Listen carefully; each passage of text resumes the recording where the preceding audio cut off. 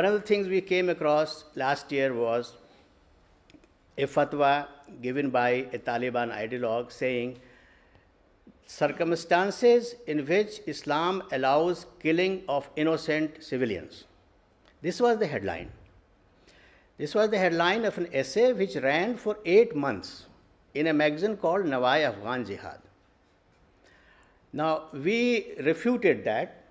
I personally asked 3 people, one of them a Quran exegete of great repute, whose book was approved by Jamia Azhar, and other scholars of Islam from India, to refute whatever was being said in that for all those 8 months. What is the result? The first result is perhaps this was beginning to have an impact because we were refuting point by point. You see, we have already been saying that Islam is a religion of peace. And we have already been disputing the essays that come in the Taliban and other websites. But this was being done point by point. We translated their article also, and we did our own thing as well. Perhaps this started having an impact in Pakistan, and the result was that our website was banned in Pakistan. And this is a question that I raised in the United Nations Human Rights Council in its latest session as well. I asked them that Pakistan is a signatory to UN Human Rights Charter, and it is a member of UN Human Rights Council, and it is the coordinator of OIC as well. And this is what it does, that Nawai Afghan Jihad is running, but the website which is refuting such allegations against Islam, which is a defamation of Islam.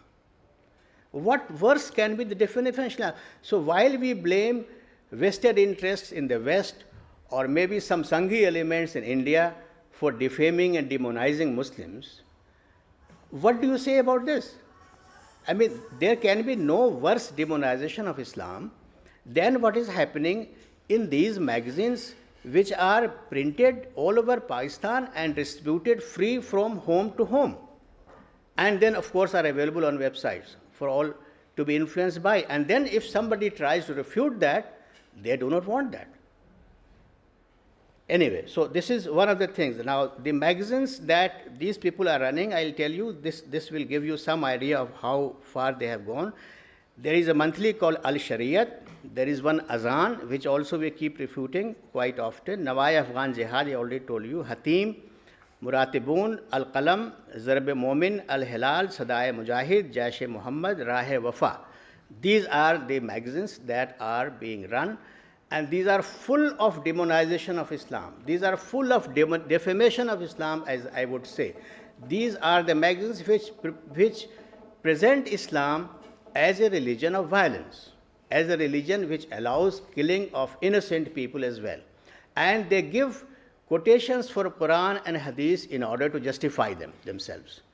Now, there is another thing that we discovered was that these magazines and these terrorist organizations, they have changed the very meaning of some very popular terms used in common normal discourse among Muslims, like a term like jihad.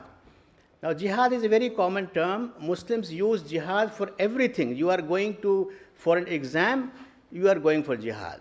You are studying, that is also a jihad. You are, whatever work you are doing, jihad is endeavor. It simply means endeavor. The term used for warfare in Islam was qital. Now, they have turned the word jihad itself into qital. Jihad is no longer used in a common ordinary sense. It is used in the sense of qital now. Everywhere, jihad is now considered as a word which means holy war or war. So, and then jihad was the jihad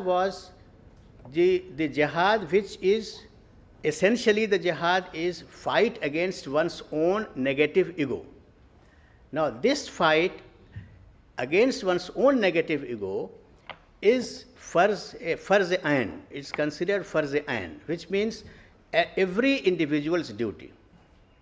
And there is another form which is called farz-e-kifaya, which means a social duty, which is Like if there is a funeral prayer to be held, and if there is no one in that funeral prayer, suppose, then for any Muslim who is passing through, it becomes farz-e-ain for him. He must go. But if there are some other Muslims who are attending that funeral, then it is no longer your farz-e-ain. It becomes farz-e-kifaya, which means if you want to go, you can. If you don't want to go, you don't have to. If you have something else to do, you don't have time, whatever, you don't have to. It doesn't become farz for you. However, now what they are doing is jihad in the sense of qital has been made a farz-e-ain. They say that this jihad, which is qital, which is fighting, is the individual duty of every Muslim. Now, there is no evidence that even during Prophet's time, when there were so few Muslims, all the Muslims would go for war. They didn't. There were many people who were left behind for various reasons, although, they were needed, but still. So even during Prophet's time, when there were so few people, then there were needed, people were needed to defend themselves, still it was not made farz-e-ain, but today it is farz-e-ain. Similarly, the word kufr. Now, kufr has become so common now that, believe me, there is hardly any Muslim who is not a kafir in the eyes of some other Muslim. Every Muslim sect is calling every other sect kafir. Everybody is a kafir. What kind of a religion have we become, where no Muslim can claim to be free from an allegation of kufr? And how this has become, this will become a very long story, so I don't want to go into that. But one of the things is that phrases like amr bil maruf wa nahi anil munkar, which means enjoining good and forbidding evil, which is a very beautiful concept that Muslims ask other people to do good things, good deeds, and stop other people from doing bad deeds. But this phrase has become the key to coercion in societies like the Taliban society in Afghanistan or Saudi society today. This is being used, see, the religious police in Saudi Arabia, for instance, is based on this term amr bil maruf wa nahi anil munkar, which means simply stopping people from doing bad things. What happens? A few years ago, I think it was in 2002, something like 22 girls burned to death in a hostel because the religious police would not allow them to come out of the hostel which was on fire. Why? Because you are not properly dressed, so you cannot go out. And they were forced to go inside that burning hostel, and they died. And can you imagine a civilized society like that? And Muslims, we Muslims, all of us claim to be the most civilized people on earth. We say that we have brought civilization. And is this an example of civilization? So beautiful concepts of Quran, like amr bil maruf and nahi anil munkar, is being used as a center as for coercion and violence in society. Similarly, one of the things they are using a great deal today. Now, amr bil maruf, you will be surprised to know, is also the name of a terrorist organization. It calls itself amr bil maruf wa nahi anil munkar. This is the name of a terrorist organization in Afghanistan as well. Then they would talk about Jamhuriyat as Kufriya Nizam, which is Jamhuriyat, which is democracy, as a satanic system, or as a system, un-Islamic system, something like that. Whereas the fact is that it was Islam which, for the first time perhaps, brought people into engaging into politics.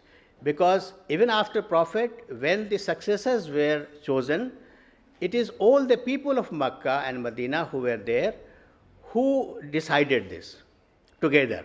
Now, there was no ballot paper there. There was no need for that because it was a small town. There was very small population there, and there was these modern systems of ballots, etc., were not devised then. But it was the people who selected. It was through a consensus that a person emerged after 7-8 hours of deliberation, where there was a lot of controversy. Some people wanted somebody, some people wanted somebody else, but then eventually they chose one person. And then it continued for the next time, etc. So Islam brought the concept of mushawarat, which is consultation with the people.